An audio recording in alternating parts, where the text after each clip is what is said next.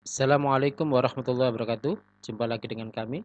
Hari ini kita akan bahas tentang persiapan AKM numerasi untuk jenjang SMP atau level 4 untuk materi data dan representasinya, yaitu hubungannya dengan statistika di channel kami Imam Sibawai Easy Way Mathematics. Oke, kompetensi yang akan kita pelajari adalah menentukan dan menggunakan min, median, dan modus. Oke, bacaan berikut ini digunakan untuk menjawab soal nomor 1 sampai nomor 3, yaitu tentang COVID-19 merambah ASEAN.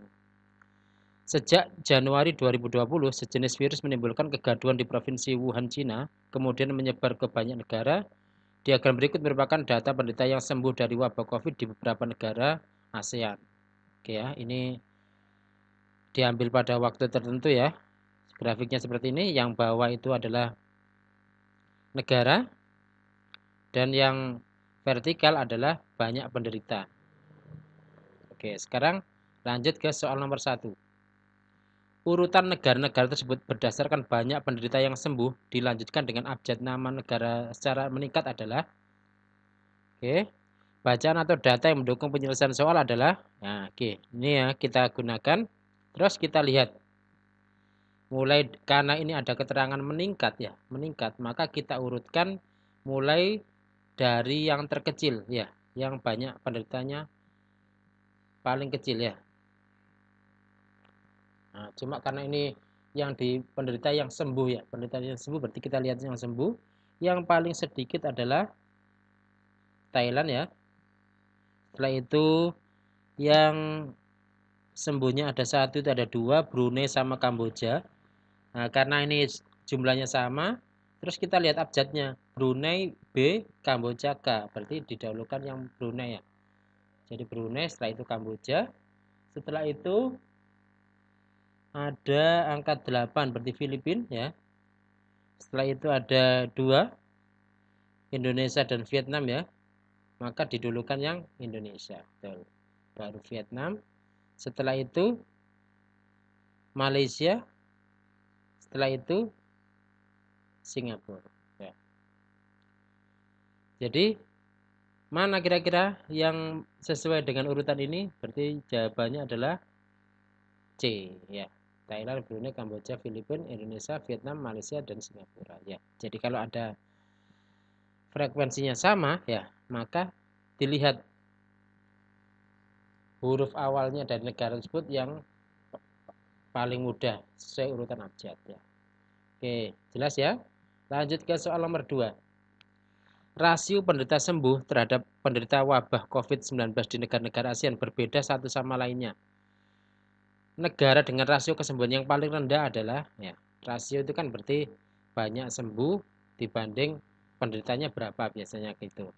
Oke, bacaan atau data yang mendukung penyelesaian soal adalah seperti ini.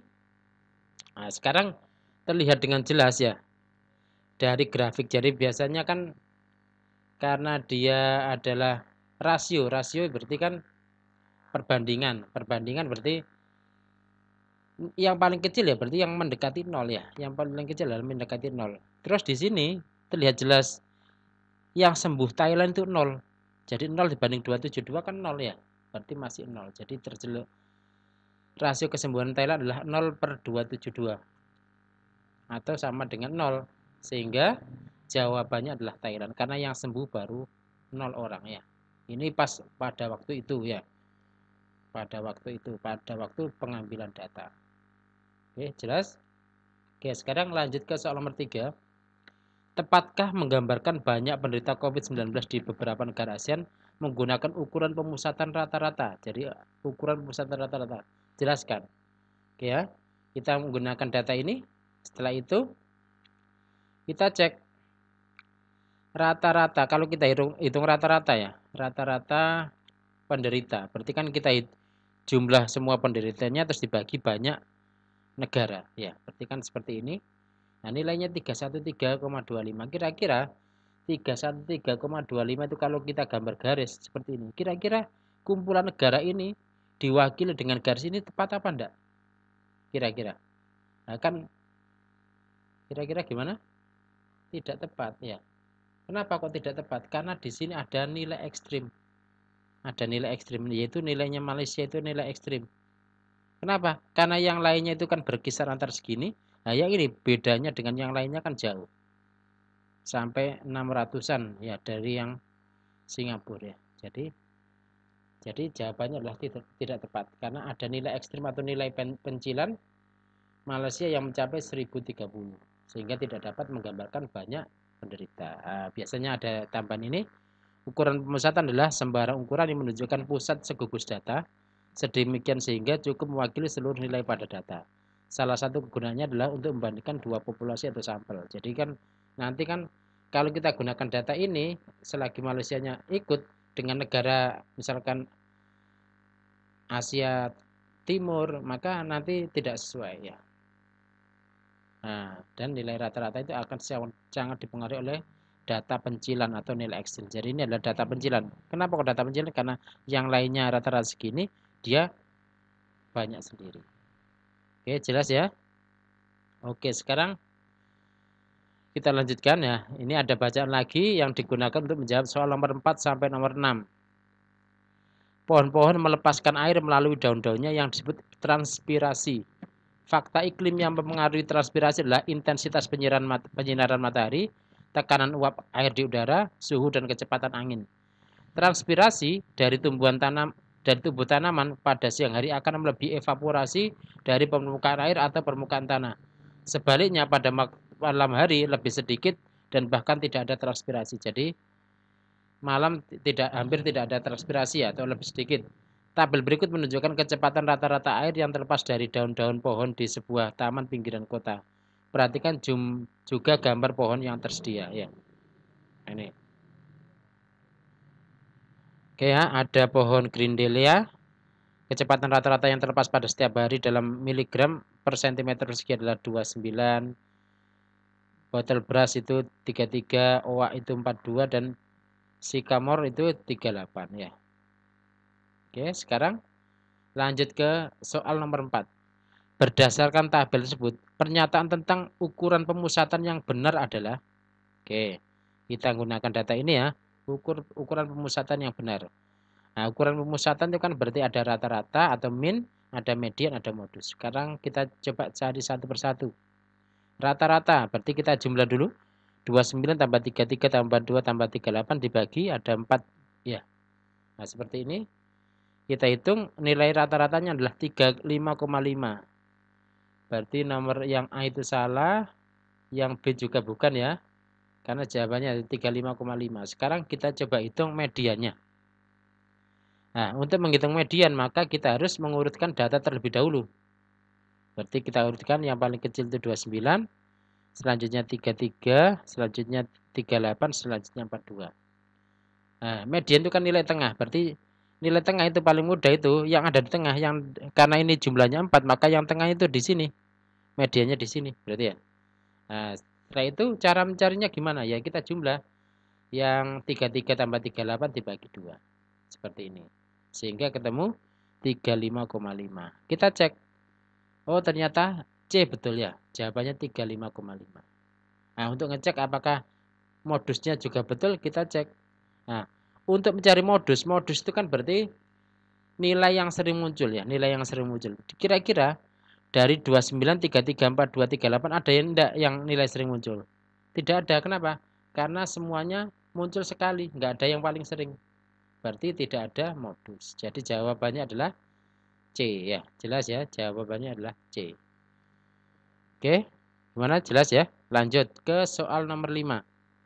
Pak Jaya ingin mengajak keluarganya piknik ke taman yang segar dan cahaya matahari cukup. Menurut data dan gambar tersebut, taman manakah yang menjadi prioritas akan dipilih Pak Jaya? Oke, sekarang kita masih menggunakan data ini ya untuk menjawabnya. Oke, kita menjawabnya harus berdasarkan data ya. Jadi, kesegaran umumnya dipengaruhi oleh kadar air dalam udara ya. Kadar air dalam udara itu berarti hubungannya dengan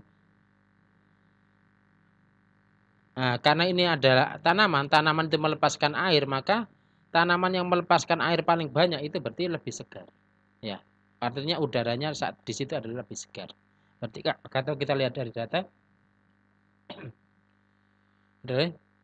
tanaman yang paling banyak melepaskan air yaitu tanaman oak ya. Jadi pohon oak. Jadi kita cari taman yang banyak pohon oak karena daunnya paling banyak melepaskan air. Jadi jawabannya adalah C ya. Kalau yang A kan jelas salah ya, Grindela paling sedikit melepaskan air. Kalau sedikit berarti kan udara yang mengandung airnya juga dikit. Oke, jawabannya adalah C. Jelas ya? Oke, sekarang kita lanjutkan ke soal nomor 6. Berdasarkan tabel dan gambar tersebut, pernyataan yang benar bisa lebih dari satu adalah, oke, kita masih menggunakan data ini, terus kita ada tambahan ini, pohon-pohon melepaskan air melalui daun-daun yang disebut transpirasi. Transpirasi dari tubuh tanaman pada siang hari akan melebihi evaporasi dari permukaan air atau permukaan tanah. Sebaliknya pada malam hari lebih sedikit dan bahkan tidak ada transpirasi. Oke, kita cek yang pertama. Tempat yang banyak pohon oak terasa lebih segar dibandingkan tempat yang banyak pohon grindela. Oke, kita lihat air yang terlepas oak 42, grindelia 29. Berarti betul ya. Yang ini betul. Sekarang kita cek yang kedua. Tempat yang banyak pohon sycamore terasa lebih kering dibandingkan tempat yang banyak pohon battle brush. Nah, kita cek banyaknya. Sycamore itu 38, battle brush 33. Karena sycamore lebih banyak maka otomatis dia lebih segar ya. Ternyata dia lebih kering. Berarti jawabannya yang B ini salah. Sekarang yang bagian ketiga. Dianjurkan lebih banyak menanam pohon oak daripada battle brush. Betul ya, karena lebih segar. Malam hari terjadi transpirasi yang lebih baik daripada siang hari. Nah, padahal di sini keterangannya pada waktu malam hari lebih sedikit dan bahkan tidak ada transpirasi. Berarti ini jawabannya adalah salah. Mana jelas ya? Berarti jawabannya adalah yang betul itu 1 dan 3. Oke, jelas? Oke. Itu dari kami. Jangan lupa untuk klik like, subscribe, dan tanda loncengnya ya di channel kami Imam Sibawai agar tidak ketinggalan materi-materi berikutnya. Terima kasih. Mohon maaf atas segala kekurangan. Saya akhiri. Wassalamualaikum warahmatullahi wabarakatuh.